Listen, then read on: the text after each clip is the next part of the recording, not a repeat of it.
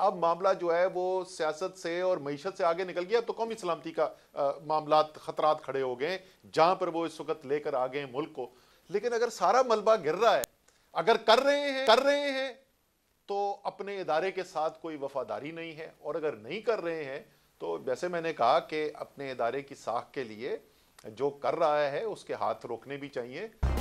Subscribe करें और bell दबाएं ताकि कोई खबर रह न जाए। देखिए असद उमर साहब, इसी सिस्टम में आप भी रहते हैं और यहीं पे हम भी रहते हैं। अगर कोई और कर रहा है तो वो ऐसे कर नहीं सकता। असद उमर साहब, आपने भी बड़ी कोशिश की है करने की। जब आपका अपना दौरे हुकूमत था तो आप करना चाहते भी थे, कोई कसूरवार भी था तो आप नहीं कर पाते थे। ये निज़ाम रिस्पॉन्ड नहीं करता जब तक कि इस निज़ाम को ऑर्डर एस्टेब्लिशमेंट का ना आए। यानी मुझे तो बड़ा क्लियरली ऐसा लगता है कि जिस लेवल की कार्रवाइयां हैं ये कोई पॉलिटिकल गवर्नमेंट कर ही नहीं सकती, खासतौर पे ऐसी पॉलिटिकल गवर्नमेंट जो बेसाखियों पे खड़ी है और कभी भी गिर सकती है और उनके दोबारा आने का इम्कान भी नहीं है। वही, और बिल्कुल आप ये दुरुस्त कह रहे हैं कि कमज़ोर भी है एक उमूमी तासुर जो है, और बहुत दफ़ा वजूहात भी बता चुके हैं कि क्यों तासुर है लोगों के जहन में कि वो जो गवर्नमेंट आई थी उस गवर्नमेंट के आने के अंदर भी जो है वो सपोर्ट मौजूद थी।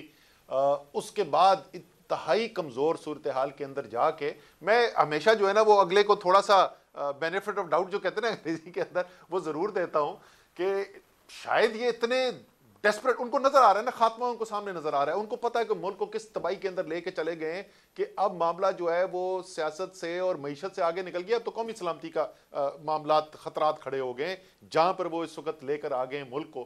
तो हो सकता है डेस्परेशन के अंदर वो कर रहे हो, लेकिन अगर सारा मलबा गिर रहा है, अगर कर रहे हैं तो अपने इदारे के साथ कोई वफादारी नहीं है, और अगर नहीं कर रहे हैं तो जैसे मैंने कहा कि अपने इदारे की साख के लिए जो कर रहा है उसके हाथ रोकने भी चाहिए और बड़ी वाज़ेह तरीके से मौका सामने आना चाहिए। सीधे एक्चुअली मुल्क का मामला है ना असद उमर साहब, मुल्क का मामला है। इदारा क्या बेचता है मुल्क के आगे? इदारा कुछ भी नहीं है, मुल्क है तो इदारे हैं सारे के सारे।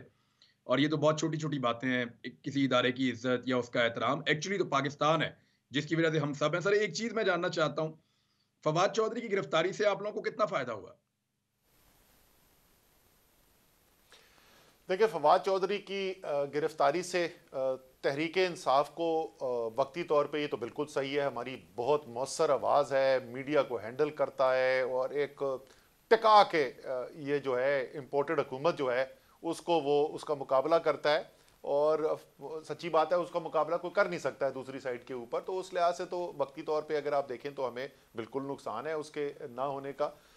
लेकिन मेरे ख्याल में इमरान खान का बयानिया जिस तरीके से पाकिस्तान में छाया हुआ है उसमें इजाफा हुआ है, और लोगों को वही जो नज़र आ रहा है ना कि जो हो रहा है ये जमहूरियत नहीं है, ये आइन नहीं है, ये कानून नहीं है, ये मावराए आइन मावराए कानून मुल्क चल रहा है। जमहूरियत जो है वो नज़र नहीं आ रही।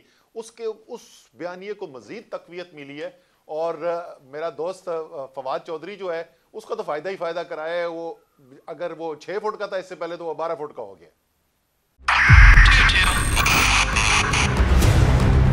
2022 बॉक्सर ट्रॉफी भी देके गया पाकिस्तान की आवाम को। पाकिस्तान की आवाम को एक तोहफा ये दिया कि आवाम को पता चल गया कि पाकिस्तान का मीडिया क्या है। साल 2022 में सबसे ज्यादा देखे जाने वाला चैनल बोल न्यूज रहा नंबर 1। हमने बहुत सारे शोज और ट्रांसमिशंस की, पूरा साल मुसलसल जदोजहद में निकल गया कि ये वोट ऑफ कॉन्फिडेंस के पीछे कौन लोग थे। तोड़े रेटिंग के सभी रिकॉर्ड। सोशल मीडिया पर भी सबसे ज्यादा तेजी से 2.4 बिलियन व्यूज का संगे मील अबूर किया। एंकर्स को भी आवाम में सबसे ज्यादा मकबूलियत मिली, और सोशल मीडिया पर भी बोल रहा सब पर भारी। सब्सक्राइब करें और बेल दबाएं ताकि कोई खबर रह न जाए।